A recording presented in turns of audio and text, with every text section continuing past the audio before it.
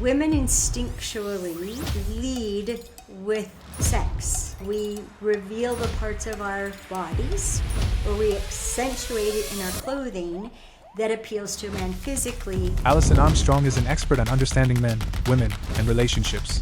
Her work often focuses on communication, relationship building, and fostering deeper connections between men and women, aiming to improve their relationships. Men are so sensitive to how a woman is being. Men are so much more sensitive than women think, and they're even more sensitive than they think. When you have too much chemistry, you're going to be an idiot, you're going to lie, you're going to exaggerate, you're going to sacrifice yourself. I wonder how this need of men to provide is still relevant with the rise of feminism. Well, it's Such an honor to have you, Alison. I am a huge fan of your work. Thank you. And I honestly think that your contributions in the relationship space and just the awareness you've created to help each gender understand the other is just like it just deserves a Nobel Prize in my view. Like I love all that you've created, Oh, and thank you for that. oh, that is so sweet. Of I course, honestly, I can't not do it. Ever it's since so I needed. started studying men, and Yes, what I learned was so surprising to me and the opposite of what I grew up believing and being taught and witnessing. I just had to tell people. It's like it would have I been know. it would have been neglect to not tell other people. So that's fueled me Absolutely. since 1991, literally. Yeah, and you have been studying men for 30 years, I believe. February Yeah. 1991 is when it started, so Wow. 33 now. Isn't that crazy? Yeah, it is. And let's dive right in. Like, what is the species all about? Like, what are these core needs of men that we seem to have misconstrued? Oh boy, that's a great question. Sorry for messing with my camera. Well, I'm since you said core, I'm gonna do it go a step back before men, Let's do it. okay? Because as I studied men, I was about almost 4 years into studying men when we decided to have a workshop so I could learn how to teach women about what I'd learned so that I could write the book I knew I had to write, which is the Queen's Code. We finally did it. It took a lot longer than I thought. But as I put the pieces together, I had all these separate pieces, and then I put them all out in front of me to create the workshop and said they must have something to do with each other, right? Like their focus, their competitiveness, their relationship to what they need, um, the way they pay attention to facts. They trust facts, which is information from trusted sources. They don't trust feelings. They hugely don't trust emotions, which is distinct. And like, what does this all have to do with each other? And it just was right there. Like every single characteristic had them be able to fill a role in the survival of the species that without which human beings wouldn't be here and women wouldn't be here to complain about them. It all fit, except, right? There was this one thing that was like, that has nothing to do with survival, which was really cool because then it had me start to look at what does have to do with survival, which I would call human animal, human instincts, human normal, and what doesn't. And so as I learned more about the brain and our nervous systems and the limbic part of the brain and the prefrontal cortex Mm. and even the crown chakra, that so started to see human beings as human animal and human spirit. And the human animal part is all compelled by the perception of threats and opportunities. Human spirit is pure choice.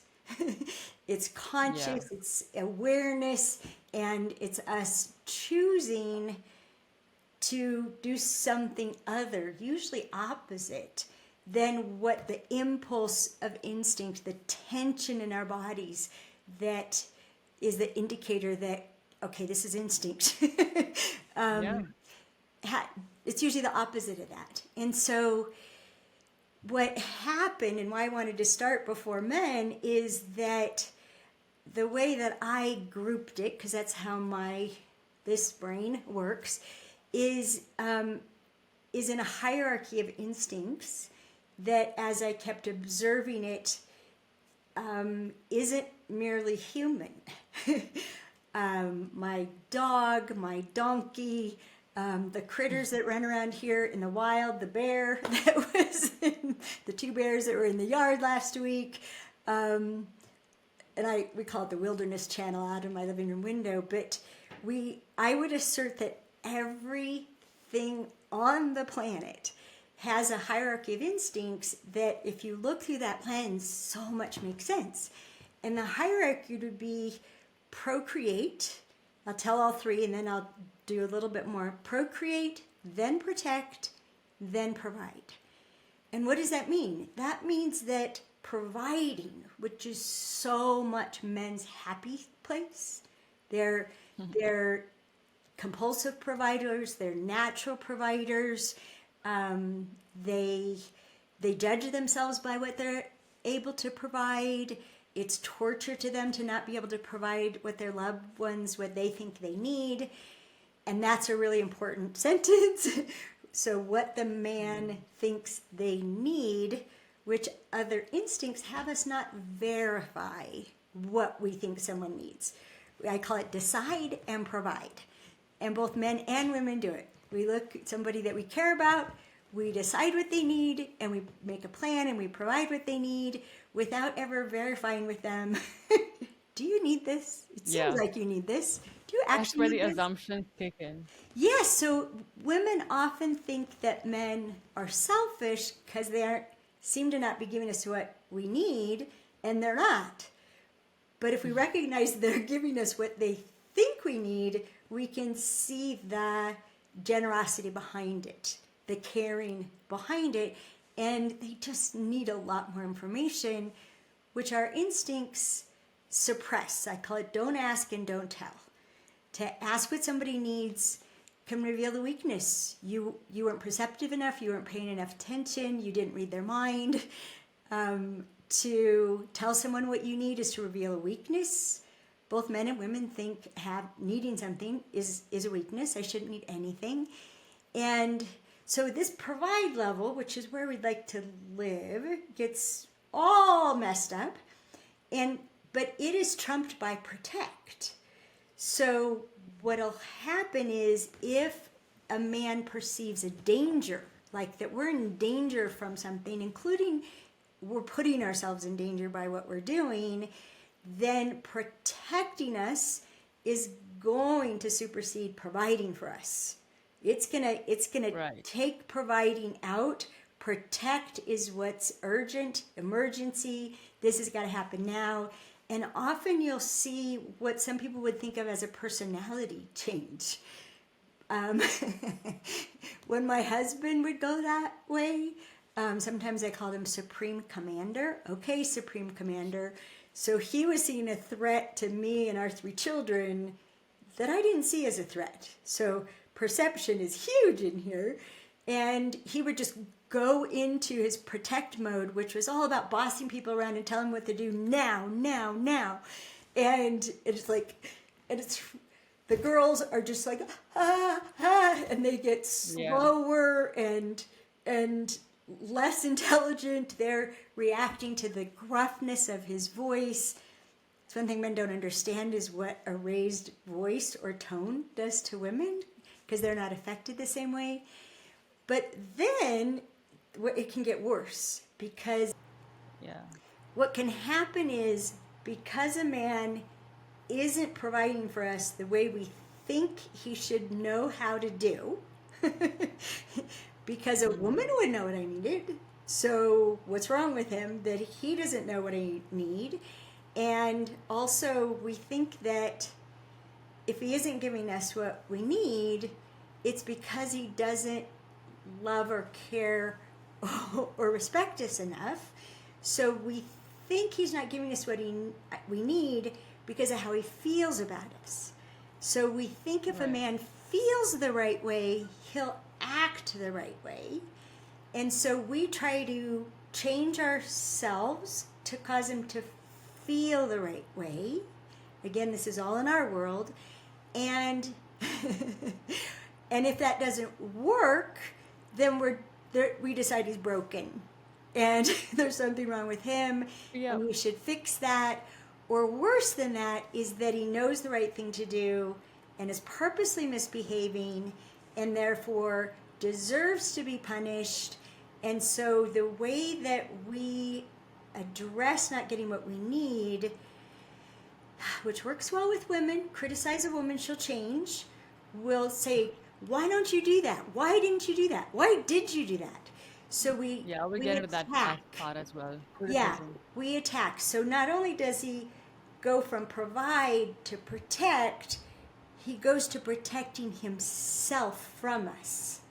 So instead of protecting Right. us, it's now he's protecting himself from us. And honestly, this is when we get, I would say, the worst from men, the worst behavior. And that's where my study started. I wanted to find out how I was bringing out the worst in men. And I didn't realize I was attacking them.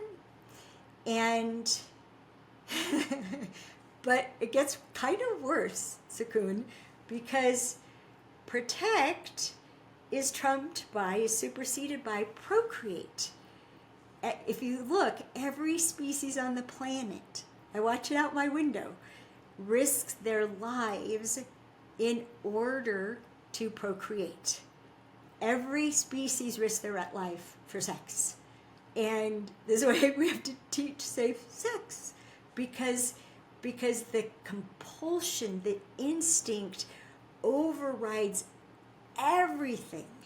But what I mean by everything, Sakun, is that chemistry is wonderful, right? It's a mixture of testosterone and epinephrine. It's very exciting. But too much chemistry will literally have procreate push intellect, emotion, spirit, spirituality, values, ethics. It'll Yeah. push everything out because the physical, and this is what men say when they, like, so what's it with you and that woman? Oh, it's just physical. I thought they meant that what they liked about her was her body. No, when I delved into it, they meant the part of them that was involved was their body. That it was Yeah. completely But their I think body. what I was saying is that the dynamics of dating has really shifted in recent years. And I wonder how this need of men to provide is still relevant with the rise of feminism. How do you think that has affected relationships today?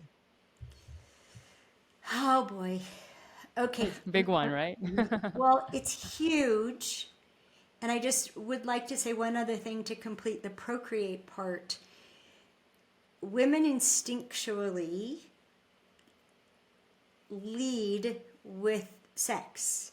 So we reveal the parts of our bodies, which doesn't take much, or we accentuate it in our clothing that appeals to a man physically, not knowing that that appeal could literally prevent him from caring about us. That it could push that part of who he is so far out of the way that who he really is, the whole of who he really is, you may never encounter. You may think the person in front of you is just a jerk 100% of the time, and you can't understand why he has friends. So, and I'm always talking to men too about when you have too much chemistry, you're going to be an idiot, you're going to lie, you're going to exaggerate, you're going to sacrifice yourself. It's not going to turn out well. An indicator that there isn't too much chemistry is that you can speak up about your boundaries, about what you need to start happening or you need to stop happening. If you can do that before you're furious, if you can only do it when you're furious, not good, Most people will speak up about what they need when they're more angry than they are afraid. If you can speak up about it before then you're probably okay. You can actually start building something. Now, to your point, men's desire to provide has not diminished at all. And have you listened to or read The Queen's Code? I have on YouTube, yes. Okay. Parts of it. Yeah. No, The Queen's Code is a Not the book. book. The book, not the book, the your conversations on the Queen's Code with people. Oh, okay, good. Okay. Yeah. Yeah. So I strongly recommend the audiobook, which you only can get on our website because I'm reading the story to you and I didn't make up the story. I it happened in a whole other way. I transcribed a movie that anyhow, it's magical. And Yeah. what I've heard, especially from women, is that when they read the book to themselves from the print version, they didn't read it with the same tone or emotion as I do, and that one woman in South Africa said she realized it was because of her prejudice against men, that she didn't think they could feel that strongly, have that kind of degree of emotion or sincerity. So she didn't listen to the four male characters in the book, the way that they really are, which is often how women listen to men. We listen with a skepticism and Judgment. yeah. And so I brought it up because one of the characters in the very first chapter is talking about women and how, he and his best friend, they're just commiserating in a way that success isn't that satisfying without someone to share it with, but that women, what Jack says is women these days, if you provide something for them that they could provide for themselves, you get no credit. It's offensive. It's offensive. You get no points at all. And it's one of the most Exactly. important things to do in our relationships with men. If we need more from them, we need to give them credit for effort. Huge credit for effort. Because if we don't, if we only pay attention to did they, hit the bullseye? Did they get it exactly right? If we're only paying attention to that, and when they hit it exactly right, then we really appreciate them, they can't keep trying. Instinctually, they've got to lock down, protect their energy. See, that's a way that it goes from provide back to protect. But if we appreciate their efforts, okay, good. Game's still on. I'm going to effort some more. And we have a course called Understanding Love and Commitment. And before women find out what makes a right person for a man, which is 12 categories, they figure out what would make the right person a right person for them. And if they're already in a relationship, they go to their husband or boyfriend, and we encourage them to communicate it to them. Like, okay, I made this list, and you already are or provide 18 out of the 22 things on my list. Can I tell you what they are and the difference they make in my life, and thank you for them? And when would be a good time for that? Most men will make time for that, right? Like, Yeah, let me finish this sure. project and then we can do that. And then inevitably, and women report back, they go through the 18, I'm just making up the number. I have 42 items on my list. Wow. They go through the list, and they say what it is and the way that the man does it, and what it provides for them, and how much they appreciate that. And the man is literally, it's like putting wood on a fire. He's just getting bigger and stronger and bigger and stronger as he's hearing things that maybe he never heard. In 30 years, he maybe has never heard this from his wife. And inevitably, at the end of it, they're like, what are the other 4 things? Because they Yeah. want to do 22 out of 22. Exactly. But Just only if they get credit for the 18, then they have the juice to go, I'm going for home. What are the other four? And my boyfriend, I have 42, and there are six. There are six that he has not nailed, and he hasn't nailed them it's 3.5, almost 4 years that we've been together. And I called his attention to those six a little over 3 years ago, and they're big. A couple of them, he doesn't even have the information he needs from me. One is to do my entire curriculum, which is 100 hours of videos and a live course, 2 live courses he's had to do. And and he's been working away on it for 2 years with buddies, watching the videos 3 times before he talks to them. And the others are really hard, like a healthy diet and lifestyle. When I met him, he was the opposite. And he's still just plugging away and even like getting his children involved. Don't ask me to take you out to lunch where it's off the reservation for me, where there's nothing I can eat. And just the other day, he said, I'm going to stop taking him to lunch to places that I need to not go. Is that your love language, acts of service? Pardon me? Is that your love language, acts of service? Acts of service, that's interesting. Well, he's doing this for him and for me, and because it's a deal breaker. I won't have anybody in my life. I won't let someone be that important to me that isn't taking care of their physical, mental, emotional well-being. I won't. I can't afford it. They suck too much out of me. And so after my husband died 5 years ago, and he did not take care of his physical well-being or emotional or mental well-being for the last couple of years of his life, it was torture. And we didn't know he was going to die from it. That was a huge surprise. But I just wasn't willing. I wasn't willing to work that hard to create a partnership, to have someone be that important, to put so much energy in that direction if they didn't take care of this for themselves. And I'm willing to support, but I will not manage. I will not be the police of health. And acts of service, yes, supporting is my happy place. I'm out in front a lot because of my mission, but my happy place is not out in front. It's in a support role. Physical affection, quality time.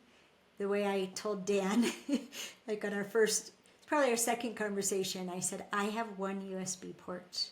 So I like to be with one person at a time, or I can be in a group if we're all doing the same thing. If multiple things are happening, if there's like a party and everybody's doing all these different things, you will find me in a corner with one person. Yeah. And fair enough. Yeah, so quality time is really important to me. Affection's really important to me. Empowerment is one of my highest values. It's the thing that I am the most ashamed if I'm not that. If anybody is ever diminished from something I did or didn't do, said or didn't say, the feeling in my gut is brutal, and which is a sign that it's something we hold ourselves to account for and we've failed at. And shame is something else that men taught me about. Women don't know how much men hold themselves accountable for. It is stunning what they hold themselves accountable for. And when they feel bad, when they're having that feeling of shame, we try to talk them out of it, which is a big mistake. Instead of We saying, don't know a better way. yeah. Earlier on, you mentioned about, this need that men have to be appreciated. And that reminded me, is it true that they have this constant need for their ego to be boosted? Or that's like a misconception that we carry about them? I would say it's very much a misconception. If you think about it from survival, from procreate, then protect, then provide, all three are critical to survival. And that a big difference between almost all men and almost all women is a profound awareness of the limit of time and energy and resources that they have, a profound awareness of it. We tend to be the opposite. And it has something to do with both diffuse awareness, the way that estrogen affects the brain, and our the human spirit side. Because of diffuse awareness, we can maintain connections with maybe too many things at the same time, including maintain a connection to spirit. And in that connection to the eternal, there's all the time in the world. So we don't track time. And like if women want to get men's relationship to time, it would be read or listen to one of the very first Jack Reacher books, because you're in his head and seeing how time occurs to him. And men, they have an acute awareness. Like if we say, can I ask you a quick question? Yes. If it's more than a minute and you haven't asked your question yet, that was not Cut to the a chase. quick question. And to them you lied. You said you were going to do a quick question, and now you're giving me the backstory, and I don't know the question yet. This was not a quick The question. part of the plan. Yeah. Yeah, and to them, it's not their ego. It's, I took a deep dive into ego about 1.5 years ago. It's not their ego. It's the survival imperative to have every bit of time and energy and money, reputation, friendship, favors, all those kinds of resources. Every bit has to have, to use a term, ROI. It has to have a return on investment. If it is in the negative, that was a waste and you're in danger. If it was an even, that's not okay, because if you just come out even, you don't end up with any extra for emergencies or scarcity, drought, starvation. You have to come out ahead. And so when a woman is asking a man for something, or even he's thinking she needs it and thinks about providing it, I call it the worth it calculation. Originally I called it the worth it equation, but it can't turn out equal. It has to calculate ahead. And so they calculate, okay, how much time will that take? How much money will that take? How much energy will it take? How many other resources will that take? And then what will I have to not do with the time and energy and resources? If it's going to go here, what am I taking it from? So what's the sacrifice? So what will it take? What will it sacrifice? And what will be the value of the outcome? Now, many of the things that women ask men to do, to us it has an inherent value because it's a task that's bothering us. And anything that's bothering us, which because of diffuse awareness, socks on the floor bother us. A dishwasher that is loaded in a way other than we think is the best way bothers us. A crooked pillow bothers us. So to us, everything is worth doing because we have eternity to do it. We don't recognize the limits of our energy, which is why we exhaust ourselves. But to them, they're calculating, is it worth it? And most of the things are not worth it until what gets added to the calculation is the difference it will make in her life, plus how much she'll appreciate it. So he may do it because the difference he knows it'll make in her life, even if she doesn't appreciate it. But if he can't tell what the difference is, or it still doesn't connect, he doesn't get it. What's this thing with you people and trash and taking out trash? If he doesn't get it, then her appreciation could be the only thing that made it worth doing. Exactly. The only thing. Yeah. And so, by the way, thank you, because I've never gotten to break it down this clearly before. You would think in 33 years I would. But it could be the only thing that puts it over the top. And it's not ego. Appreciation The word literally means to increase the value of, as you increase the value of what he provided, and the expression of appreciation, which could be in her eyes, it could be a smile, it could be what she says. I've asked men, how do you like to be appreciated? So many times they say, well, just start with touching. So just touch my hand. Or if you're like in a work situation, you can just like lightly tap a shoulder. Just lightly tap a shoulder and say, thank you. Like that has it all be worth it. And it literally returns to them the energy that they spent. Appreciation gives men energy. It's wood on the fire. Yeah. Are you seeing how this Absolutely. works? And this is how we can have upward spirals of men providing more and more and more and more, versus downward spirals, which instinct 100% of the time causes downward spirals right into the sewer, where it's less and less and less and less and more frustrating and more hurtful and more dissatisfying. That is inevitable if we are not aware of what's happening and do something about it. Exactly. And that also reminds me, I watched a very interesting conversation of yours on how women are very critical, like they keep criticizing. Why does that happen? How can we become less critical and perhaps channelize our frustrations in a more healthier way in relationships with men? Well, one thing that can help is to know it's not personal. Women criticizing is not personal. It works with women. Criticism will change a woman's behavior, even if she doesn't want it to change.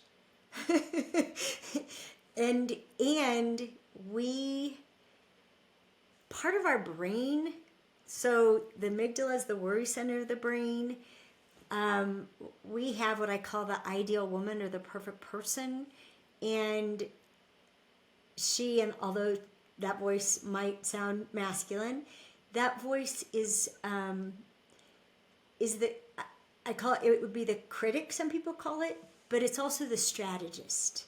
So the way that I think it works is that the instinctual part of us, which is emotions, are related to instinct, I assert, where feelings are different. So emotions indicate the perception of a threat or an opportunity. And you might think, why would survival have to do with opportunities? It has everything to do with survival. And it's why marketing and salespeople will try to hook people with, don't miss this opportunity, right? FOMO, fear of missing an opportunity, missing out.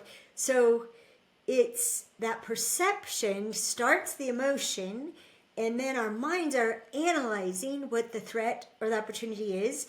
And then the strategist is coming up with how to avoid it, how to kill it, how to flee from Change it, it. neutralize Yeah. it, right? Or how to make sure we succeed at that opportunity, we pursue that opportunity, we're effective. So it's doing all these strategies. And it could be something as simple as sucking your stomach, which is an interesting survival thing. I'll spare you now.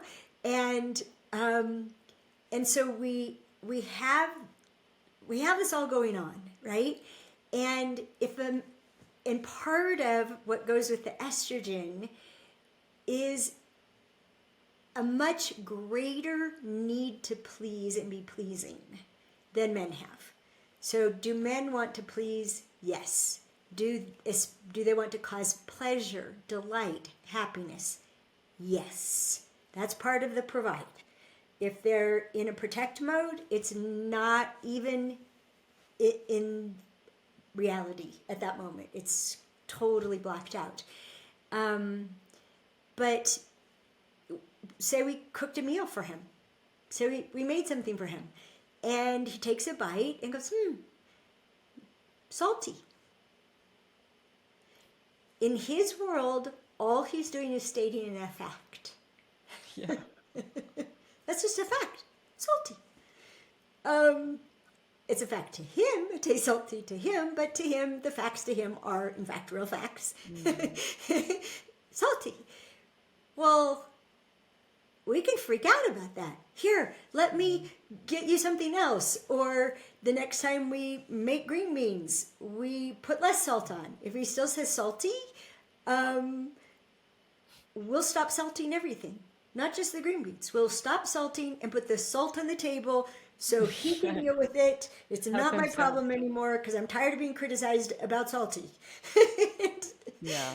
And because it's so subtle, right? There, what we perceive as criticism, it could be like, right? It could be a look Yeah. on a man's face. And I try to tell women, it might just be gas. That look No, on his but face. women also criticize a lot, right? We spoke about that. So how can women be more constructive with what they're feeling and not be so critical of Be men all the critical. time? Well, the YouTube video, Why Criticism Never Works, I would have everybody watch so you can go get the Yes, whole rest of the absolutely. story. Men love that video. Their comments are off the charts. I'm sure. Yeah, it's so true for them. But, and that will help women to see that it doesn't work. In fact, it shuts men down. It has them provide less of everything. So once you get that, and there's things you can do using neuroscience, like when you hear yourself criticizing, like go, oh, and go, okay, brain, memorize the tone, memorize the energy of this, memorize the feeling of this, the sound of it, memorize this, and next time I'm doing it, wake me up, set off an alarm. If we do that, our minds can partner with us. If we're like, oh no, I'm criticizing again, I hate it when I see that, your mind will be like, okay, I won't show you. Literally, Right. it's a partnership. Our minds work for us. And sometimes they're giving us bogus instructions. So that's one thing we can do. We can also ask the person, honey, I watched this video, why criticism never works and why we do it anyway. And I've taken on not criticizing you. And let me just start with, I'm sorry that I have done that. I apologize. I often don't know I'm doing it because it works for women. It works on women. It doesn't work for women, but it works on women. It changes their behavior. So could we have like a code word or look on your face that alerts me to that you experience being criticized so I can stop and notice and be curious, like, okay, what about that was critical? But I need you to be really kind, because if you're not kind about it, I'll only that'll be react. Yeah. criticism to me, and I'll go under. You know I can't take it. But Yeah. if we could have a code word that's like funny, like, so we have to partner about this, like a code word that'll just have me be aware but not feel hurt.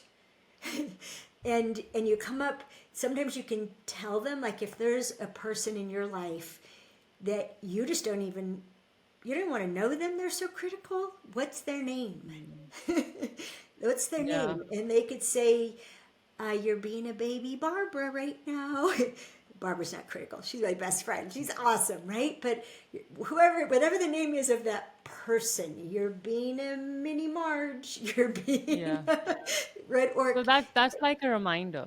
That's a reminder to the self, and having conscious, like, reminders with each other. But like, how can women actually ask or say something in a more constructive and healthier way without sounding as they're criticizing all the time? Is there a way for that? Like, there's a short program on our website, it's only $35, called Thrive Your Life, that can teach you to do this really well. It's like an hour and 20 minutes, and it's a game changer. So it distinguishes hallucination, which we're hallucinating that they should already know what I need. They should already be doing it. I shouldn't have to talk about it. I shouldn't have to tell them anything. And why should I have to appreciate them for doing something they're supposed to do? Because they're my boyfriend. Boyfriends are supposed to do that. Husbands are supposed to do that. Sons are supposed to do that. Brothers are supposed to do that. So you got to clear that out of the way. And then use your imagination to to get clear about 3 things. The first is, what do you need? What do you need to start happening or to stop happening? To get done or to not be done, right? What do you need? Use your imagination to picture it starting or stopping. Picture it. Now, have you pictured it well enough that you can describe what it would look like for that to be done?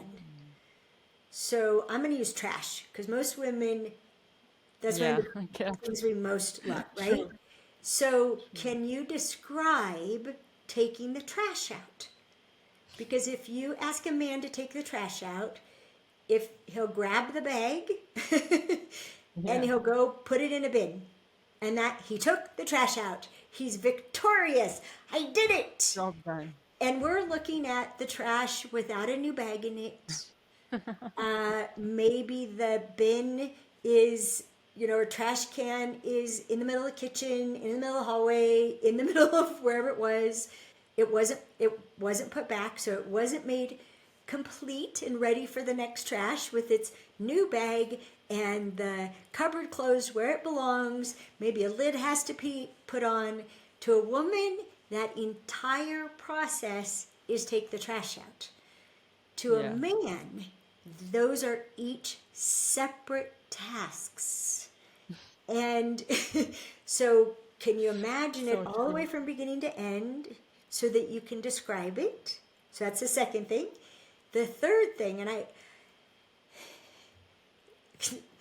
men think they're simple and that you don't have to do much to get them to do something. And I went over the 9 steps that it takes to have him understand what you need, which starts with ask for a time to talk. Don't just tell him in the middle of something. We went over the 9 steps. They thought it was ridiculous. There were 9 steps at a room of about 40 men. We went through the 9 steps. Wow. They validated every single step was necessary. This is taught in the Queen's Code. It's taught in the Understanding Women course. I'm giving you the 3 main ones that don't even start till you're clear about it. So the third of your job of clarity is, and what will that provide for you?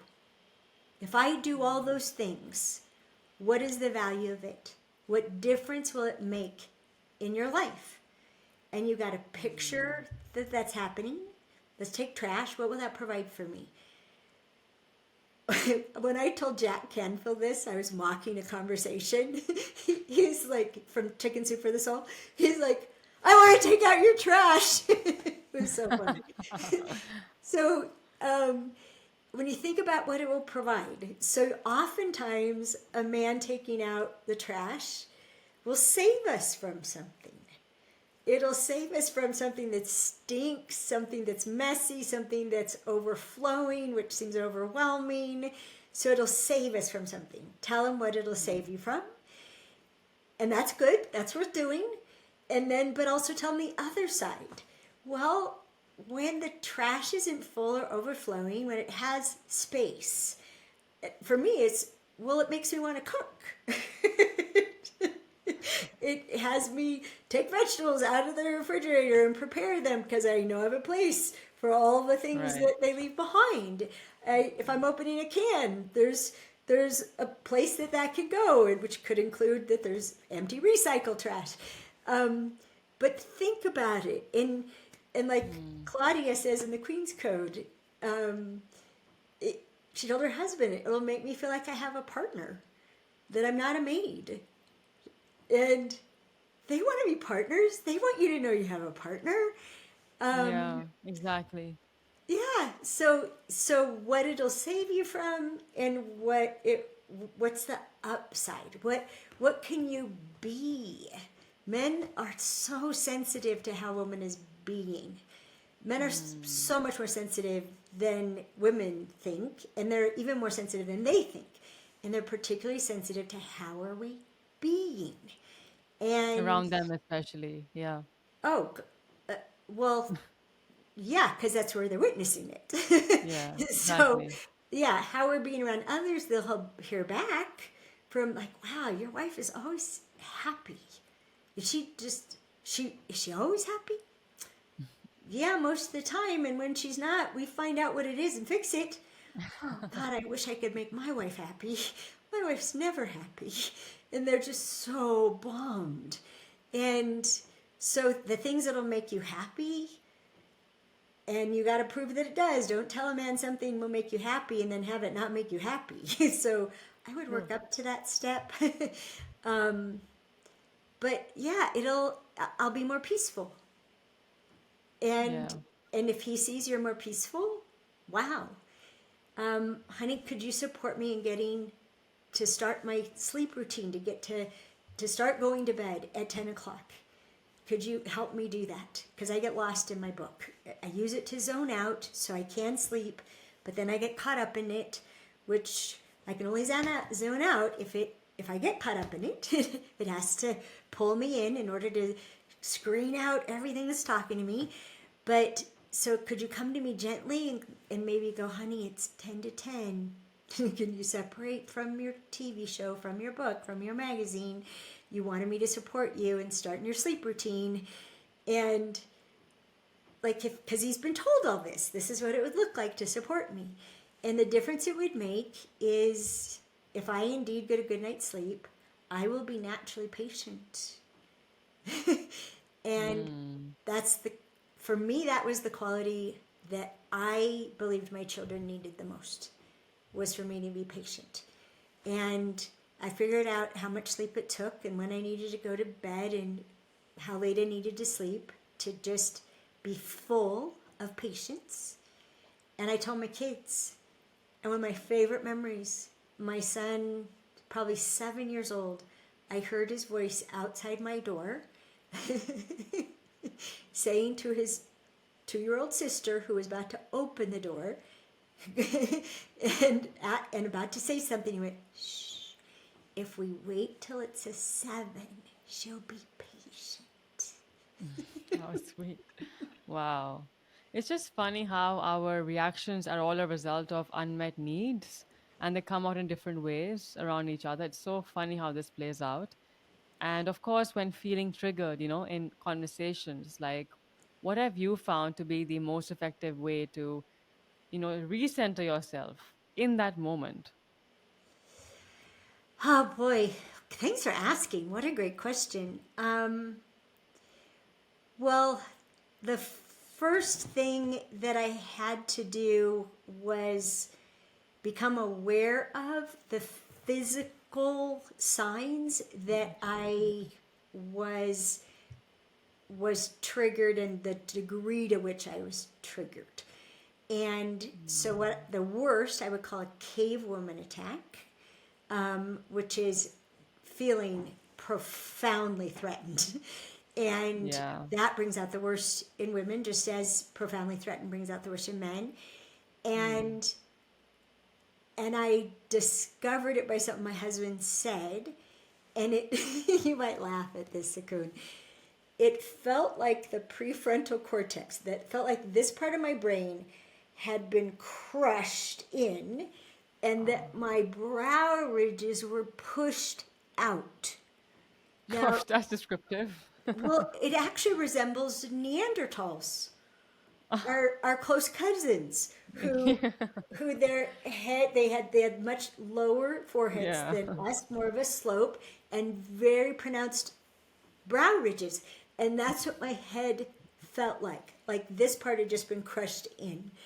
um, and I could barely speak, which most anthropologists think that all our vocalizing, complex vocalizing, came from development in our jaw and mouth and throats, after our separation from our Neanderthal history. And I think of speech as being aftermarket. If anybody knows cars, the things installed aftermarket don't work so well. So the first step would be to memorize your own symptoms. So tension, just memorizing what does tension feel like in our body. It might be difficult because so many people are tense all the time. It's become indistinct. And so like consciously Well, do whatever you can do to relax and notice how different that is from how you normally are.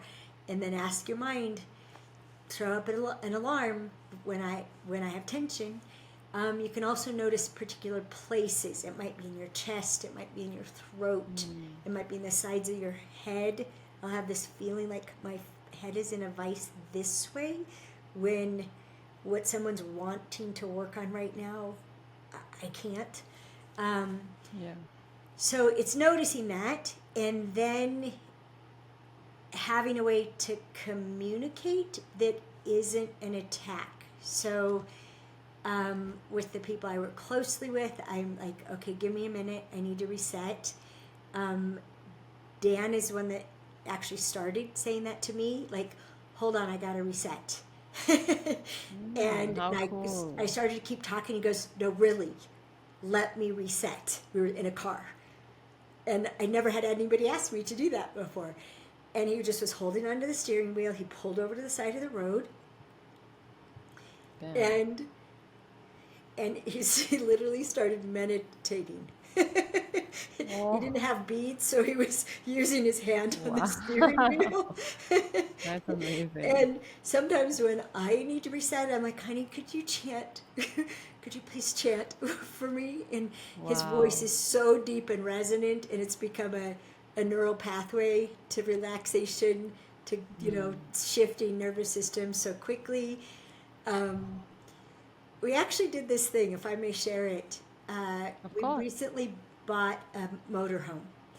And we were driving it back from Tucson, Arizona, where we bought it. It was over 1,000 miles. And we were driving along the Colorado River.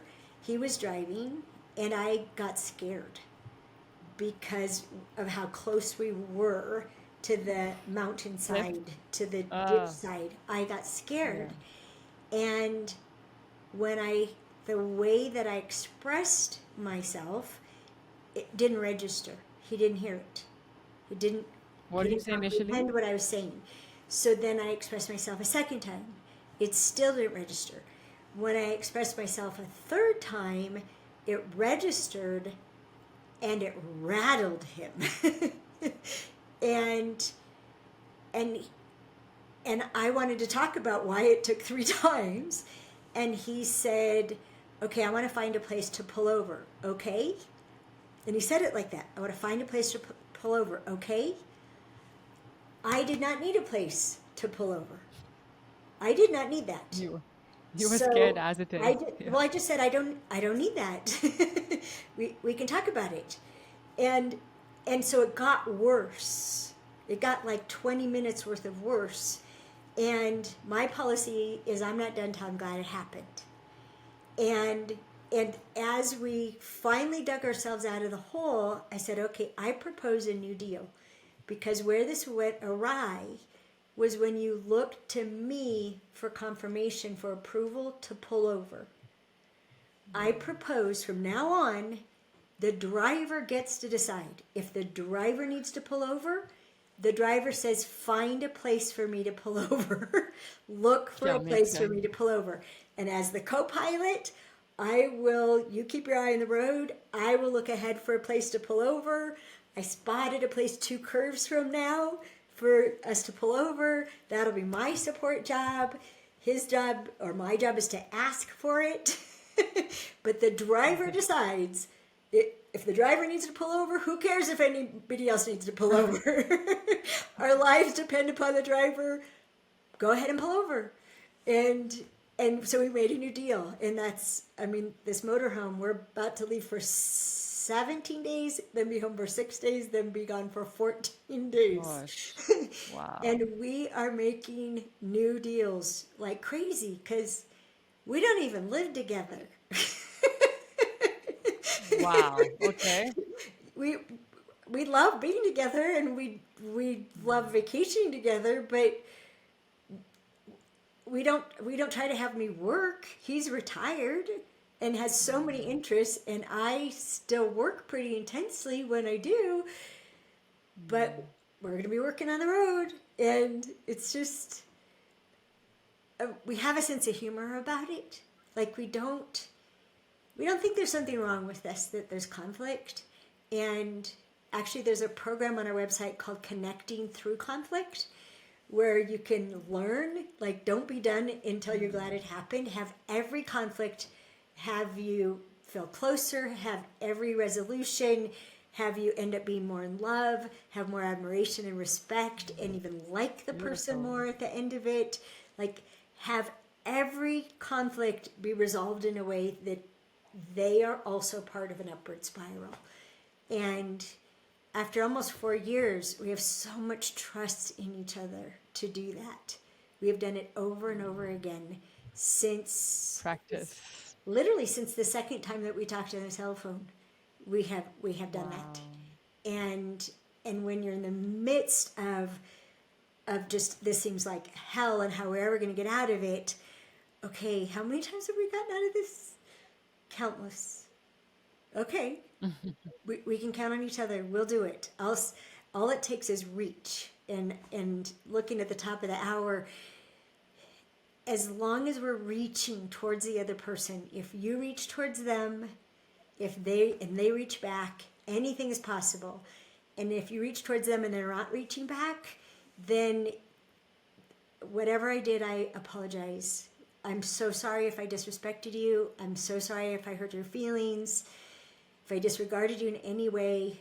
That's as much as I can say right now, because I'm also upset and I'm sorry. And then just be quiet and let them absorb it and just wait. It might take hours for them to reach back. But as long as you reached, right? I'm here. I'm here when you can reach back. Anything can happen if that's going on. Anything. I mean, miracles can happen. Relationships that seem like my relationship with my daughter got so bad after her dad died. It got so bad, she was considering not having a relationship with her mom. And was talking to her sister about it in the same weekend that I was thinking,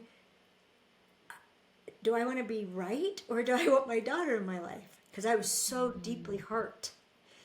And and no matter what I did to try to get from her what I needed to not be hurt, she wouldn't, provided it was what it seemed like. And then her husband reached out to me and told me how hurt Claire was, and told me exactly. Claire would never tell me how I hurt her so that I could own it. She never told me. And her husband told me exactly how I hurt her. And I reached out to her, just forget my side of the story. In her world, she's hurt. I'm gonna take on as much as I possibly can. And I mean, it is where we are now. We know we didn't get here by accident, and we're in awe of it. I spent 40 days with her so far this year, living in her home, being with her, giving birth to my first grandchild. And they asked me to. It wasn't my right to be there. They said, we want you here. So we can come from the depths of the sewer. We can crawl out of the sewer one step at a time. It just, if we're committed to it and willing to own our part, reach to the other person to help them with theirs, keep speaking up about what we need and what it would look like without acting entitled to it. It's a gift. This is what I need, and it would be a gift. That is beautiful. I mean, all it took for this massive shift with your daughter is just owning your part and like lowering your ego, not playing the mother's card, like I'm the mother, I know more, which so many parents end up doing by Oh default, boy. but actually owning your part. And that itself is like such a huge transformative gesture. I love that. Like such a beautiful story. Yeah, thank you for sharing. And all this work is so, so important because, like, I have just come to believe that we can have all the checklists in the world about what kind of guy you want, what kind of girl you want. Ultimately, all of us are drawn to people based on how they make us feel. Like, who makes us feel what, Yeah. right? That makes us tick, I think. That's like universal for men and women, I would say. Yeah, I've talked to, in our Understanding Women online course, we talk about that. I'm like, sorry guys, your worth is judged in how you make me feel. And if you want to, some valuable information is to ask a woman, what are your favorite feelings? And what has you feel that way? And there's something also for people listening. I mean, I have been recording what my students tell me they need the most. Like one-on-one, they'll tell me what they need. And then I'll do a program to record it for everybody. And one of the things I recorded when I was confronting Dan 3 years ago about my deal breakers, which he knew of them before we ever agreed to what we call an exclusive exploration of who we can be for each other, how I had to own them. I was not owning my own ultimatums, my own deal breakers. I was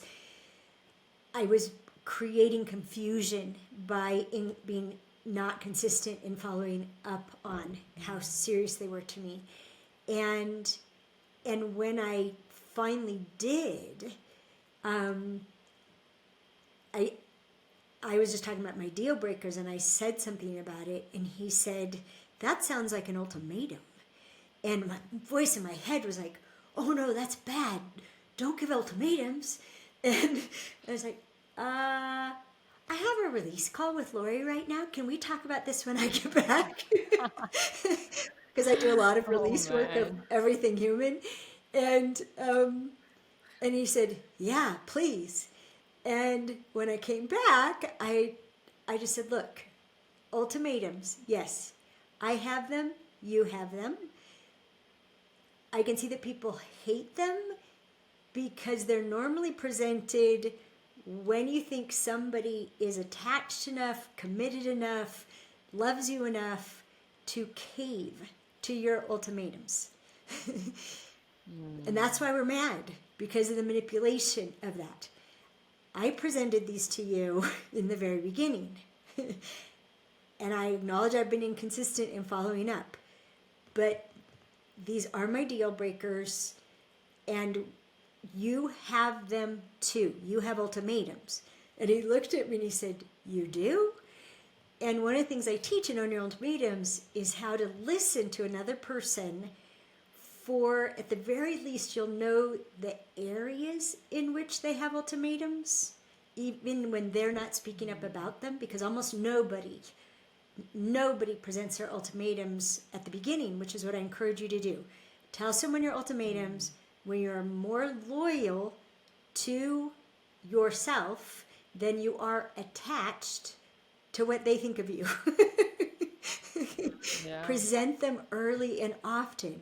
And then I teach people how to listen so you'll know what they're not saying. And so when he said, I do, I said, yes. So for example, if I demanded that you make me a higher priority than your kids, would we still be together? No. If I wasn't willing to explore areas of sexuality that are uncomfortable for me, would we still be together? No. If I had no interest in skiing or supporting you in skiing, would we still be together? No.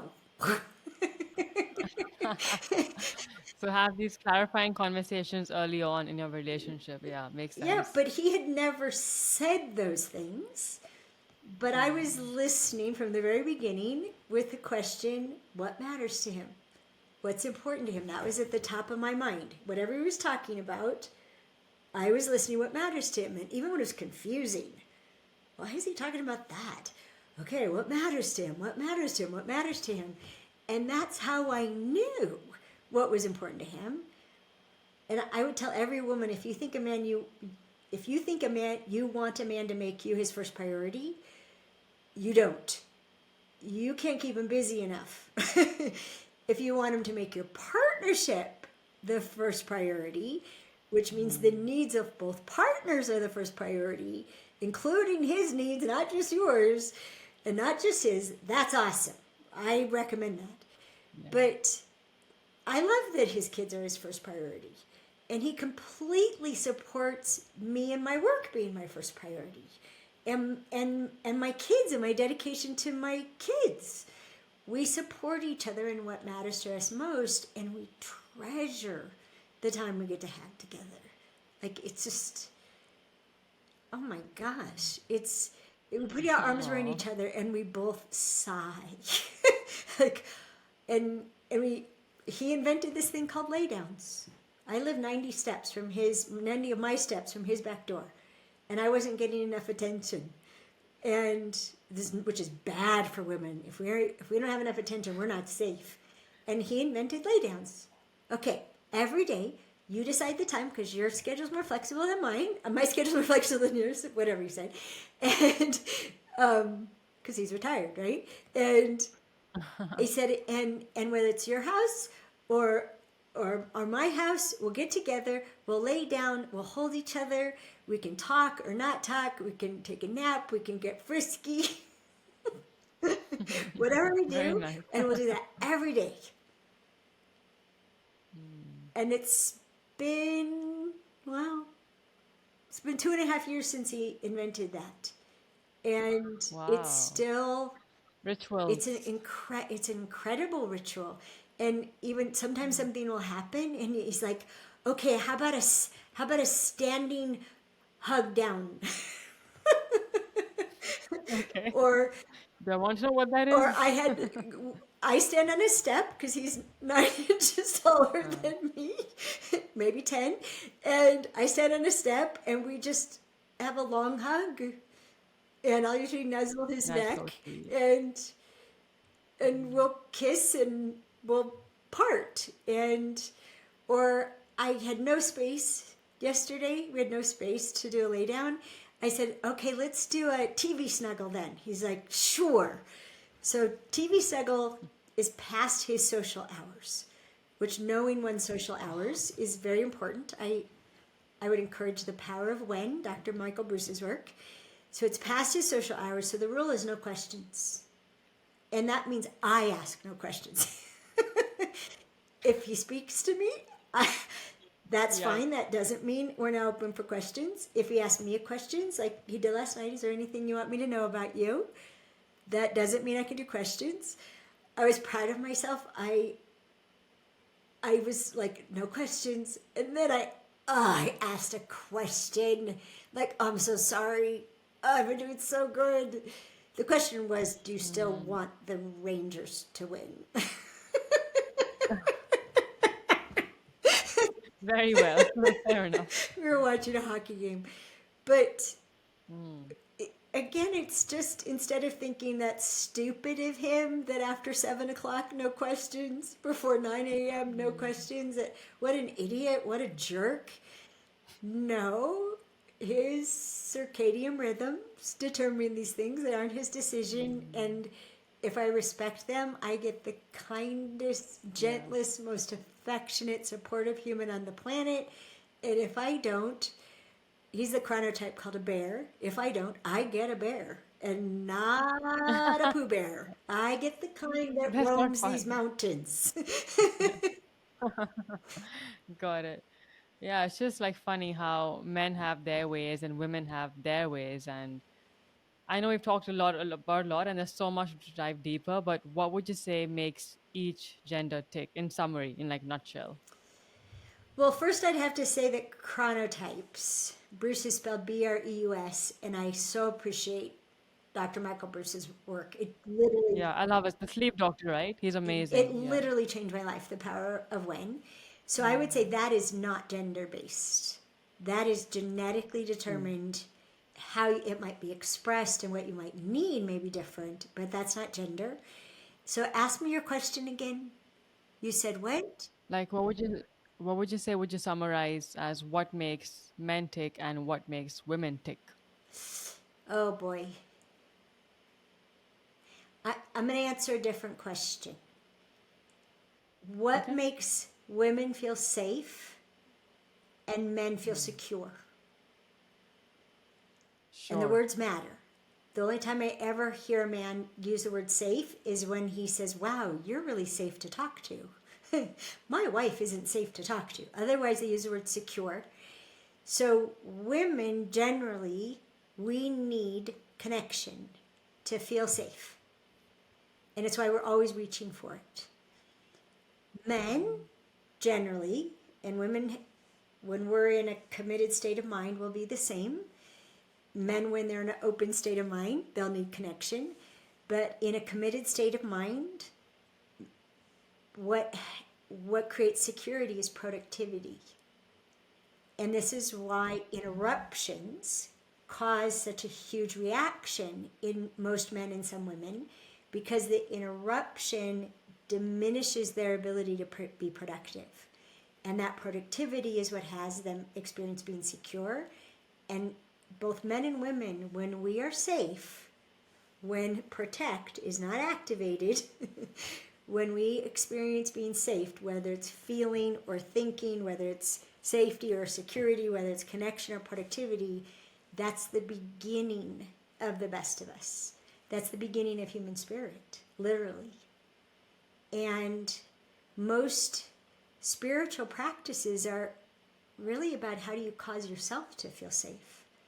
How do you cause yourself to experience security? Independent of circumstance, independent of other people's behavior. And that's why they're so important.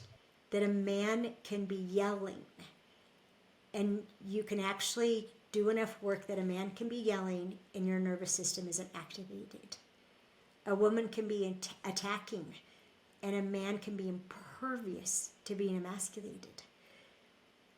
Now we can wait for men to stop yelling and women to stop emasculating, but I would rather be self-sufficient, and I'd also have people do our best to take care of each other, to not yell and not criticize, for example. And that's where the work starts, with the self. So beautifully summarized. Thank you for that. And I know you're up on time, a bit over time. This has been very insightful. There's so much to learn from you, and it's a continued journey. So thank you for doing all the work that you do in the world, Alison.